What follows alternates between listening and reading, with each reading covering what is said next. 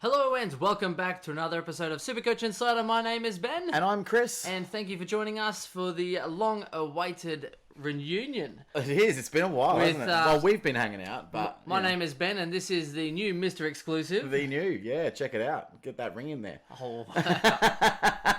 Is that your pickup line now, Chris? Pretty much. And I like enjoying this coffee out of my awesome Magpies mug. Thank you very much. Quick fun fact there, Chris. This is the first time that the Collingwood AFLW team have won the first round in 4 years. Wow. Is that the only time that they've won the first round? Yes. Probably? Okay, cool. Excellent. Is that the only time we have to reference AFLW, or...? Probably. And that's... Well, I knew you would be really up to date with those kind of stats there, Chris. I don't follow AFLW at all. I'm sure it's awesome for people that do, but couldn't be bothered at this stage. I might wait a few more years to get into it. To be fair, the skills on the Carlton and Richmond game, yes, Richmond went crash hot. Brand new club for the AFLW, but I was actually really impressed with how Carlton played. So, look, let's just get into it, though. It's Port Adelaide. First, we'll hit our socials, though. Facebook.com/SC Insider. Twitter, we are SC_Insider_. And Twitch.tv/SC_Insider. And on all major podcast platforms, including SoundCloud, Spotify, Google Podcast, TuneIn, Stitcher, and everything else. Everything else. Yeah. That pretty much rounds us out for that. So, so look, let's get into Port Adelaide, because it's a bit of an interesting one this year, Chris. It is very interesting. I look at Port Adelaide, and I think last year was a bit of a what could have been, but also this year sort of in the same boat. They've flagged it as a development year, which to me... Great for Brisbane. They've got their first round draft pick coming up. But they've got enough core in the team still that they can still challenge for the 8. So I'm just really interested to see how they progress this year, but definitely heavy preseason watchers.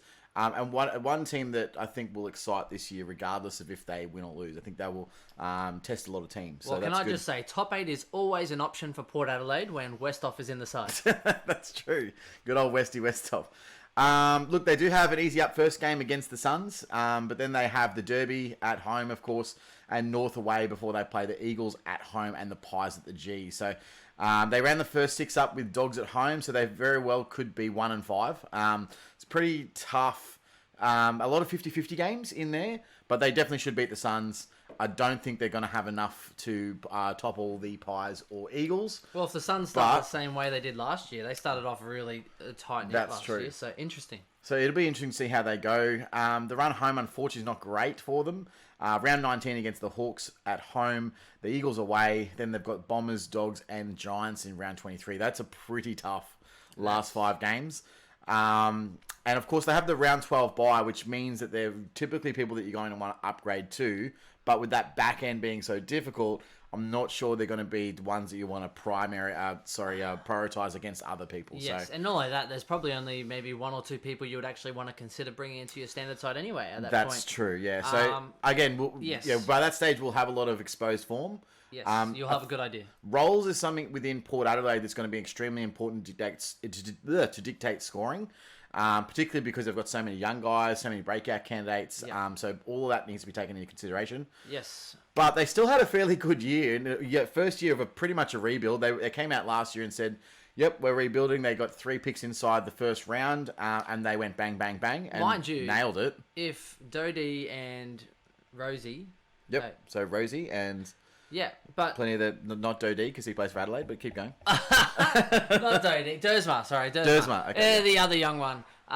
Shows how much you know, all of them. They're all the same. But if they didn't actually fire off like they did, it would have been a really dismal year for them. Oh, yeah, no, they really nailed their draft picks. I think that's one of the best things that you could say about Port is that they nailed them, they gave them game time, and they did not disappoint the whole year. So I was super, super impressed with the young talent. I don't know what's worse, though. Going so hard to draft in the year before, or having a couple of first-year players do better than Motlop, than Rockcliffe, than... they were outperforming the senior guys. There's some fringe senior guys that couldn't get game time. And that's good. That means that their list is improving and they're developing. And look, it could be this year they push back into the 8. I'm going to say it's probably not. I think they're probably going to hover around where they were. I mean, they finished 10th last year, and they had a good percentage. They finished with 105. They only finished 1 game from 8 spots. So if they won, unfortunately in round 22 against the Roos, they absolutely capitulated and got absolutely smacked by 86 points. If that is reversed and they win that game, they're in the finals. So it's unfortunate for them, but that's the case of Port Adelaide. Had some great stats. They ranked second for disposals. They were ranked first for inside 50s, first for intercepts, first for 1%ers, second for tackles inside 50, third for clearances, fourth for contested possessions. But unfortunately, they also ranked first for turnovers, 14th for disposal efficiency, and 17th for contested marks. So it's as simple as tidy up your ball use and somehow get Charlie Dixon into the game. But you know the problem though. Ollie Wines was kicking most of those balls. That's unfortunate. Well, he's not going to be kicking it for the first couple of months. No, so. Maybe first month or so. But and not that Sam Pepper and a few of those kind of guys, they Terrible ball they get users. the ball and they're good at that. But I also Even think Travis Boak though. Travis Boak great at getting the ball, but his disposal's not great either. Yeah, Like, so I let's think be it's honest. Charlie Dixon. I think is a key one. He needs to stay fit. He Absolutely. needs to try and get more of those contested marks to actually Yep. bring others into it. So he'll be a big player this year if he can stay on the park. Well, look, I mean, let's be honest. If they make the finals last year, are they making a splash? No. Probably not. So I think you can consider it a win anyway. I mean, they got Rosie, Butters, Drew, and Dersma all had really great years, and I think that's going to be even better this year. I was going to say, normally they stay in the water at Port. That's true. They can't make a splash. I see what you did there. And we also got to remember Jack Watts got injured in the second game, and he looked to lock down that centre half back floating intercept role. And when he was gone, then they had to really plug that gap. Unfortunately, they didn't do it with Westhoff for the whole year like they should have, which killed my year. That's not what killed your year, Chris. That's true. But obviously they had a resurgent Travis Boak. He's now 32. What happens with him this year is going to be interesting. They had cameos, of course, from Lysette, who absolutely was fantastic at times. Houston was fantastic at times. Rockcliffe was sort of in and out and played really good one game and then really bad the next. Classic Rockcliffe. So it'll be interesting to see how they line up. I'm really, really looking forward to preseason watching Port. They had a huge list changeover in the off-season again. Another sign that they are actually in a rebuild. So Jack Trengove was finally delisted, unfortunately, after having a huge amount of time at AFL level and VFL level and Sandford level, but just could not get his body right and can't get the fitness side of his game to cooperate with his brain, because I think he's got a great football brain and can read the play very well, but just never really for AFL level. Cam Hewitt was delisted. Kai Pudney was delisted. Matt Broadbent, after a lot of games, was delisted. Aiden Johnson delisted. Billy Frampton off to Adelaide, which is a bit upsetting. I think that this would have been the year that he probably would have made an impact, but he's off to Adelaide. Dougal Howard, a big loss over to St Kilda. Paddy Ryder, Good for Saints. He's been off and on for years. He's off to St Kilda. Sam Gray was delisted, and I think he actually Picked ended up up by at Sydney. Yep. So I think he'll probably play in their first team this year.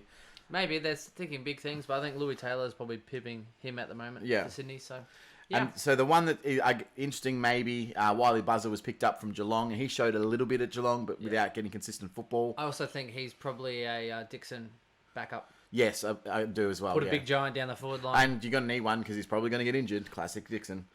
Probably. And then, of course, they retained the rookies Boyd Woodcock and Riley Grundy, brother of Rhodey. So, yes, quite a big list turnover, but a lot of those guys were either on their way out or too old, or they've got younger versions that are coming through that are going to replace them anyway, or they just weren't getting consistent game time. The big loss is probably Dougal Howard. I think he's a really underrated defender, and they had to throw him forward last year because they had Dixon injured so many times. But really, I think he's their best centre-half back. Yep. So one of the 10 players that Saints wanted. 50. So let's get into it. They do have quite a few juicy options for standard and definitely draft relevant. The first one, knocking off our defence, is Dan Houston. So big talks about Dan Houston this year. Well, the good thing is that there was talk of him playing in that midfield, but then also Michael Voss came out saying that they might be running like 14 people. It was some stupid number through that midfield. So you're even looking at, I think Rosie's looking at maybe getting some midfield time. Everyone's getting midfield time. Pepper's getting some midfield time. I think the only person that's not getting midfield time is probably Ebert. Or He's the only one I haven't really Ollie heard. Wines, yeah. And then Ollie Wines obviously got injured. So did his other shoulder, so he's out probably for the first month. One of the reasons why we need to see their in pre-season is to really find out what their best midfield mix. I don't think they really know yet. So I'm not sure. Like, I think Voss saying, oh yeah, we can run heaps of players through the midfield, but I don't think they necessarily know their best mix. They're trying to see the mixes and trying to give some people maybe some exposure. But Houston, and this is the reason why, is that his role is critical because at the back end of last year, he actually played midfield and did so very well. He did do well. I think his scoring was probably a little bit blown out of proportion, But I think you can still see him transition from an 89.3 average last year. I think you can probably anticipate a 95 to 100 pretty consistently. I think that's where he's going to be at, which puts him in the realm of top 6 to 10 defenders and decent value. He's also got the potential to go bigger. Now, I don't think he's going to be a 105 plus sort of averaging player, but there's every chance that he could rival that top 6 and really give their top 3 even a shake. So I think he's a value selection. I don't think he's necessarily a must-have selection. Well, because I don't think... JB would disagree there, Chris. That's true. JB, the man from Port Adelaide, ranked 130. What was he? Oh, who knows? 164. Oh, there you go. I know that. That's terrible. But no, I do think that he's a good selection without being a must-have. And the reason is, the only reason he would be must-have is if he completely blows everyone away and he's the number 1 defender. I don't think he's going to be so out of reach. Like maybe he's 484k now. Is he going to be 550k? Like worst case scenario, not going to cost you much more. No. 60k more. So again, is it going to be really must have? They have the first buy. I don't see him doing too much harm. And here's the thing. Here's where I do like him. I wouldn't mind him if I had him as maybe my D2 or something like that. But if I'm going cheap on the defensive line and I'm having a Doherty and a couple of these other guys, Houston at D1 and then some of these options just doesn't sit right for me. For you, maybe not. Maybe not. He So is my D1. He is okay, right? But for me, it cringes me inside Houston D1. I would prefer Houston D2, and then I'd prefer to have someone. That might be the best play. To have someone at least that you go, okay, I've got a proven scorer here. Yeah. Houston, who I think will be there, but if he doesn't, at least you kind of have some stability in a high scoring defender above. My him. argument against right now is that I think that there's value at 484k because I still think that 95 average, which you may be getting 6 points per game. I think that that's a reasonable assumption. My problem with most of the premium defenders is that most of them I think are either priced where they're at or they're overpriced. I don't think there's really any top 6 guaranteed persons apart from maybe Houston. There's a lot of speculative value. Yeah. Oh, no one with value. Absolutely. Maybe Luke Ryan. You could say maybe. Might have some value, well, but again, he did well. That's sort of you know what I mean. Same. So you got Lloyd, who I think is overpriced, and you got Williams, which I think is overpriced. The one that I really like that's not really being spoken about, and we'll get to him in a different pod, but Caleb Daniel I think is still a great option. But you're paying what you're going to get. I don't think he's, again, a value option. I think you say, yep, okay, he's 100 average. I think you're underestimating the Beveridge. Yeah, true. He had a good role. I think he plays the same role. I think he's their best user off half back or back pocket or wherever the hell he's playing at the time. Yeah. There's a little bit of value in Sicily if he maintains his role, but again, it's the Clarko factor. So for me, I just find that if I'm going to spend big coin, I want to try and get a value position in defence. So that's why I'm looking at him for D1. Because I think he gets a little bit of value, but he's also not too expensive. I just don't like their buy. I'd rather go sit. And here's the thing, and it's really contentious, but I think having the last buy, I think Sicily having that first one could actually make you, if he doesn't spark the difference of Houston by the time they hit that buy. True. I think it's a funny thing. Yeah, look, he fits my buy split right now, the way that I've set up my defense. But if he doesn't, I do like Houston. I can see, and I've had him in my side. But then because I'm going cheaper in defense, so unless I go guns and rookies, it doesn't really fit for me. And I think that 5-minute conversation there proves to me that he's not a must-have. No. But he's worthy of consideration. Definitely. And I think that's where we sit with him. I don't think it's a guarantee you have to jump on him, but definitely look at him. I think he's good value. Let's go for your next one, Chris. A bit of a trap watch. Yeah, so I think the next one, Darcy Byrne-Jones, I think is a bit of a trap. First of all, why wouldn't you pay the extra 10k to go up to Dan Houston with a role change, touted to be playing midfield? Doesn't really make sense to me at this point. I mean, watch preseason, but doesn't make sense. But I think, is a guy that sucks a lot of people in. So he averaged 96.88 in the last 9 games of the season. You know the benefit of Houston as well, Chris? What's that? Dougal Howard? No, Houston. He doesn't score you 7 points in a game. That's true. So Darcy Byrne-Jones had a game last year where he played like 82% time on ground, so full game. The whole game. And scored 7 points. Couldn't get near it. So that was not a injury affected game at all. Like he played the whole game and just scored terribly. So tell you what, he was running like literally. He was running away from a fire. Like Darcy Byrne-Jones was burnt. He was burning up the people that put him in the back end of last year. Anyway, he did play the whole game. However, there was a rumor, and I don't know how accurate this is. I haven't looked this up. That he was on a drip the day before the game and really super sick. So if that comes into play, then you could maybe, I don't know. I mean, you can't really say that that's a huge impact. He played the whole game anyway, but apparently he was sick, so maybe that had an impact. I'm just saying for those out there looking at it, that's maybe he was delirious. He thought the ball was over here, so he's running over this way. That's it. When the Yeah, he could have been way. like, Hey, I don't know. But the big glaring omission that why I think it's a big trap is the fact that Ryan Burton was out for most of those games. So the biggest thing about his scoring last year is that he averaged 21 points per game more when Ryan Burton wasn't playing, which is a huge disparity whichever way you look at it. 21 points per game is nothing to sneeze at. And if Ryan Burton, therefore, is playing... And it wasn't a small sample size. It was over 6 games. Well, if Burton didn't try and bloody burn his legs out chasing Charlie Cameron, he would have been all right. Absolutely. He tried to... The steam engine leg just couldn't go anymore. Did his hammy trying to chase Charlie Cameron. What a stupid move. You don't chase Charlie Cameron. No. Meanwhile, I can't talk. I did a calf doing a jump serve in volleyball. Ben actually did his calf this weekend. Oh, no, on Friday. That's a good effort, mate. Grade 2. Yeah, Yep. They reckon. So probably ultrasound tomorrow because I couldn't get one yesterday. New nickname of Ben L. Ben L because of my calf. Old man calf injuries are a real thing. Hashtag true facts. And I've already had my leg up. I've had about 15 rounds of ice on it over the last couple of days. So I am out of my seat with ice to do this. That's good of you, mate. You're doing it for the community. So I do think that Darcy Byrne-Jones could potentially be overpriced. There is also the fact that, I mean, if you look at it the other side, still young, still developing, still has more natural development in him. So he might be still growing, but is he going to produce more than 87 a year? I can't see that, and I don't know why you would start with him. Because, of course, they have the early buy. If you do like Darcy Byrne-Jones, my advice would be to wait. I will go for draft.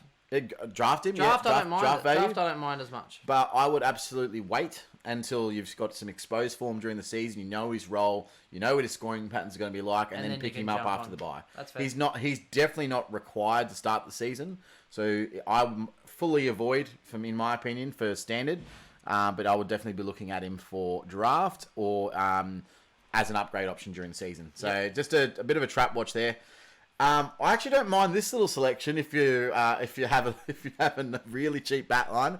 But we did also mention that Jack Watts earlier went in the second game. He did his, I think was it Achilles? What did he do? He injured something. He got in a tackle. Was it syndesmosis? I don't know. Whatever it was. I don't pay attention to Jack Watts news, to be honest. Fair enough. But I think he's a bit of a smoky. He's only priced at 307k, and he actually shifted roles behind the ball at the start of last season, and during the preseason, he was absolutely killing it. So he looked really comfortable as an intercepting offender. He got a 90 in round 1 in his first game, and then backed up with a 70 in round 2, which he was actually injured at 3/4 time. So he was on 72 right before he actually got injured, and then he went off. So I think that his scoring potential could be in that sort of late 80s, early 90s realm, which puts him in the bracket of, do you consider him versus a Dodie or versus a Robertson? Because he's only not a little bit more expensive, and I can see potentially a high 80s, early 90s average. Oh, he's 307k. I just don't know if I could do it, Chris. It's stupid. Well, again, he comes in this preseason and bangs out 2 90s or a 100. Yeah, roll then looks you go, good. Then you go, maybe, exactly, right? So. Keep an eye on him. Fair call. Not one you probably keep in your side for the whole year, but I can see you keeping him for 8-9 rounds and then changing him out. And if you're having a deep keeper, not keeper league, but a draft league, if you're doing, some of you I know are doing like 18 team leagues or whatever you're doing, the crazy stuff. Yep. Really good value option there to even get you like that 80 odd average. Absolute value. Yeah. I mean, I'd be looking at him around about 85 when you're going through. You'd be able to get him cheap too. So have a look at him. I do recommend, again, in standard, it's a little bit iffy, but if again, preseason watch, I think that he could definitely blow some people away. Onto the midfield, big contentious one this year. Obviously, Travis Boak absolutely was on fire last year. But of course, he's lost his forward eligibility now, playing basically only midfield last year. Yeah. He started off on fire too, though. Like, he averaged 121.2 between round 11 and round 17. Yep. But then he also had a couple low scores during the season. So he only had 4 under 95, which was a 49, a 74, a 77, 79. Not too bad, but he only averaged 91 his last 6 rounds. So he really tapered off at the end of the year. He started getting attention. And the reason is just obviously his pure volume of disposals was impacting other teams. He was impacting the game. Yes. You know what I mean? So you give him a bit of attention and you sort of shut him up. Yep. And then it's like, well, who's going to win the ball for Port Adelaide? Yeah, true. So the problem is, of course, even at a 107 average, it's just not good enough for midfield this year. He's priced at 582k. For 10k more, you can literally get Clayton Oliver. who's had a perennial 110 average for the past 3 seasons Yeah. and is reliable. The other thing with Travis Boak is, unfortunately, he is a 32-year-old player going into his, 14th, 15th season of AFL now? Yeah, he could easily change roles back to being more of that forward swing mix. Maybe a pinch hit Particularly in the middle. with all the midfielders that got coming up, I don't see his role getting more midfield. So it's either A, he's hit his cap and he plays the same role and he averages similar this year, or B, he goes down. So I don't think you can trust that in Not at standard 32. format. For me, he is the best case scenario. As we've spoken about before, he's not relevant for me in draft. He is not relevant for me in standard. He's a midfielder I agree. only. Someone's gonna pick him as up. a forward, Yep. a forward, he was a great option. Yeah. Forward option, great option, because you knew even when you picked him up, he was going to go 80-odd, 88s. Yep. Then he went to the midfield, which then increases that difference. But if his role changes, he's a midfielder only, which means that you pick him up, he's not top 10 material as a midfielder. Yep. Right? And then even in draft, you don't know if you're going to get that 107 value again. So for me, it's a plain and simple. If someone wants to pick him up at a 107, let them. And you go and get someone like Elliot Yeo's probably only just more on that on average. Yep. I'd much rather go with someone like that with a bit more upside, a bit more youth. To me, I think Drew is the one that should be starting that role. Yeah. Especially with Ollie Wines out, I think that Drew should be that starting midfielder. But there's every chance that maybe Boak starts the midfield and gets good minutes early, scares a few people, and then Ollie Wines comes back and then he's out of the midfield. So, Well, not or that. even on a wing, which But is not great if they for start his the scoring. season like 1-5, like you think they might, how long do you go to the point where you're like, maybe we'll play some youth through that Throw midfield? the kids through. Throw the kids It through could that definitely midfield in be, those yep. rotations. Get Sam Pepper and Rosie and stuff in that midfield mix and put Boak forward because There's so much he's risk. old. You know, if they're halfway through the season and they're doing poorly, they're not going to keep flogging a dead horse No. and make Boak do all the hard yards. They'll give the kids a run. I actually really agree with you. So I think that's blanket. Just don't choose him in any format. I love Boak, but I don't think he's relevant this year. Too overpriced. Draft, he would be, but not even. I wouldn't even pick him at 100 average. Let's let Maybe Matt 100 Mercer flat. pick him up. Pretty much. Shredding the competition. Damien. Damien will pick him up. All right, on to the forward line. So I don't really think there is other midfielders to be of note there. In terms of breakouts, most of them are in the forward line. I do like William Drew, but again, I wouldn't be starting him. I think that mid prices in the midfield is not great this year. No. So for me, it's really only him worth talking about. But if you want to have a look at others, he could be a potential breakout, I think. Yep. Moving to the forward line, so Robbie Gray is obviously always going to be chatted about, but he really dropped off the map last year, along with his You're midfield time. not going to mention Rockcliffe and how we said he wouldn't be a top 10 midfielder and everyone jumped on it? Rockcliffe to Nothing me is an absolute waste of time this year. Yeah, right. Well, he did have more shoulder surgery, end of season, Chris. He actually had was it a largette surgery? Largette? I don't even know. Oh, it's a different surgery on his shoulder. No idea. LATAR jet, Latar jet or something like that. I don't know. Largette. You're telling the story, mate. Mate, I don't know. Hey, mate, But at least I back you up when you I'm pretty talk confident that he has shoulder surgery every off-season. He does, basically. So Yeah. it's no change there. Correct. But I do think, okay, so he might get some good scores early on because Ollie Wines isn't there and he's probably going to play that role. But again, is he going to be consistent? No. I think Rockcliffe's proved over the last 5 years that he's the most inconsistent midfielder in SuperCoach. So just don't pick him. Simple. I need coffee, Chris. Excellent. I've got remnants of coffee here. If you... Shall I tongue your bowl? So back to Robbie Gray. So yeah, unfortunately, he's just super frustrating last year. Obviously, being an owner early, got injured. Hey, Chris, who did you start Robbie Gray for instead of? Dunkley. And what was it? What was the reasoning? Because it fit your structure. But early on, it looked great. He was scoring really well when Dunkley was going really bad. I know. Well. I thought I made a mistake. And then I had a chance to swap him in, but I was like, nah, Dunkley's going bad, so I'm going to not avoid him. Anyway. You had multiple chances. Oh, man. So annoying. But yes, Robbie Gray. I think great for a draft league this year. Yeah, he's always going to provide draft value, but you're getting pretty cheap. Five scores last year under 62, which is just screams inconsistency. Playing way too much forward pocket. Yeah. And the other forwards are killing him. You know, like Rosie was a better forward than him last year. Yeah. Dersma when he was on the wing and then pushing forward as well. Butters when he was playing forward had super high impact. Oh, mate. So I just don't think that they need Robbie Gray as much as they did. Unless he's going to play full-time midfield, which I supremely doubt he's going to do. Butters was silky, avoid. mate. Yeah, so good. Silky on bread. Draft value, of course, Justin Westhoff. back in there. Westhoff. Well, look, he What's could now? play Is he- centre is he- half back and actually get a role. What is he though? Midfielder, forward, midfielder, defender. What Yeah, is he is. He's a forward midfielder this year. Jesus. And look, He's had more roles, I tell you, than anyone I know. with Dougal Howard gone, there's every chance that he actually might be able to play behind the ball for some of the year, which means he would be a good Supercoach option. But standard, no, and maybe draft relevance is the only way that I can see it. I also find, guys like Watts obviously has huge draft value. Connor Rozee, massive draft value. I think that he could be anything. And that guy's a jet. Even new keeper leagues, I think he's on fire. Super underestimated how good he was last year. He was like pick 5 or something, wasn't he, too? Yeah. And it's blew us notorious, away. though. Pick 5s are notorious for killing it. Yeah. Like Pendlebury, I think, was pick 5. I think there's so many good players. Well, Pick he 5. had 5 tons in his average of 77 last year, and like when he was on, he was unstoppable. I really like him. Fantastic pick for them, and good on Port for picking him up. But yeah, I look forward to watching him for the next 10, 15 years. So 100%. Yeah. In the ruck, so a really relevant decision. Yes. So we've obviously said, and we've gone on record previous to say, if you don't have Gawn and Grundy, then you should be looking at Jacobs as the only option.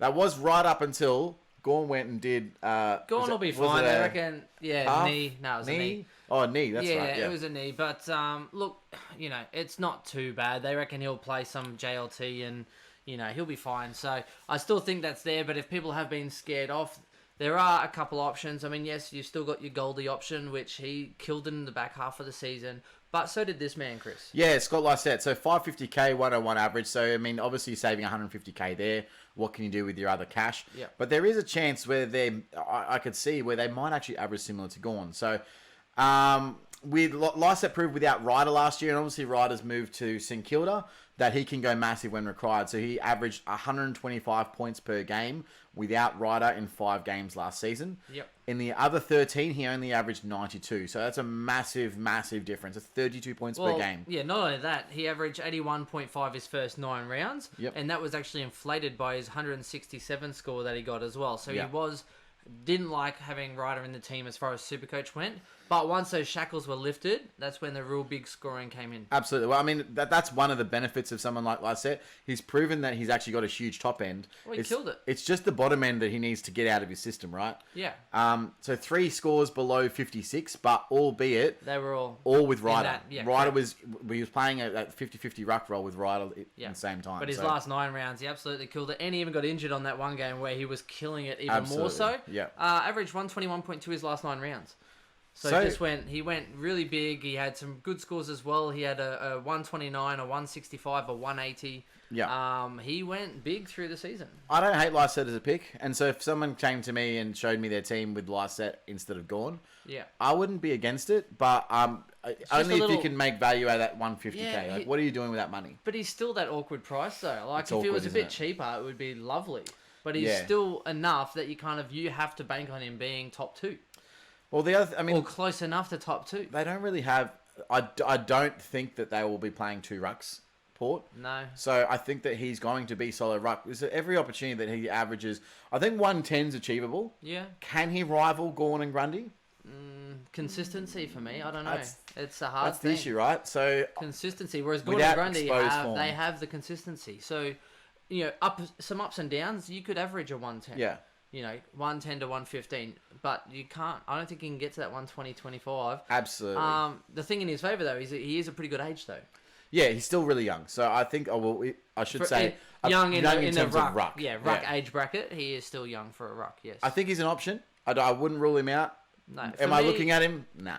I actually have But him. I can't be against other people looking at him. I actually have him as my 4th highest ruck average for the year. I think he might out-average Goldstein this year. Really? I've got him as 4th. I am I think big on him. Goldstein's that little bit older now. I don't know. I think he may trail off. I'm big on him in draft. But the problem is that, there's so many rucks in draft that if you're not getting one of the top few, and you could go early on a Lysette or Goldie, but if you're not going one of those 4 even, it's really hard. You just don't do it. You wait until the end. I think if you can get value out of Lysette, if you can get him, like let's say you're number 1 pick, like I should be, and you we're get. talking linear too. We're not doing snake draft in this one, so that's why. Well, Chris is obviously, floating his you'd boat. probably go Grundy if you had pick 1. But let's say you picked up, say, a Neil or a McRae in your first pick, and you picked up a really good second midfielder like a Oliver or something like that.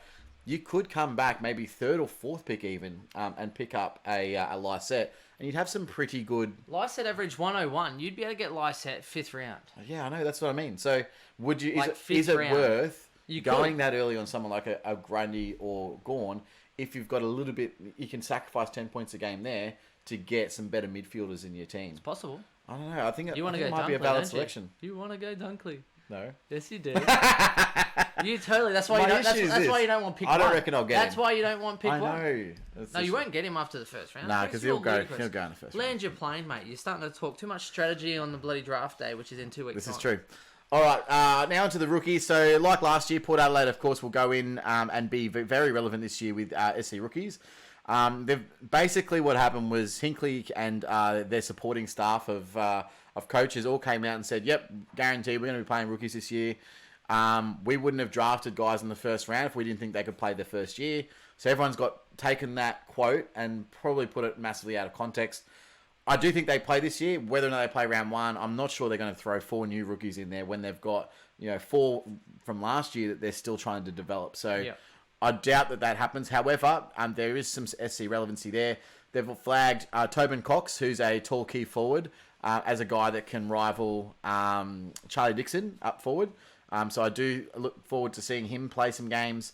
Dylan Williams and Miles Bergman, very, very similar types.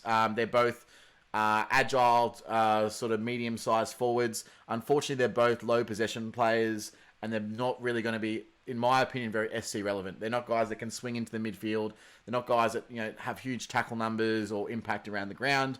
They're going to be forward players. They're going to be average low possessions, maybe take a good mark here or there and kick a goal. Yeah, it's fair. I think they're more like a sort of Darcy Fogarty type, where low possessions, but they'll have impact with their disposals. But does that make them relevant for No, Supercoach? it makes them relevant in the team and they play the team role, but No. it doesn't make them, big players. Unfortunately, of course, Bergman is, I think, 146-ish K, 145-ish.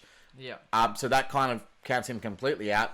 Williams, I can see, because he's 117K, he might be that little bit cheaper, where even though he may not have as much of an impact in Supercoach, he'll probably average around the same as Bergman, but be 30K less. So you might actually see him during the year.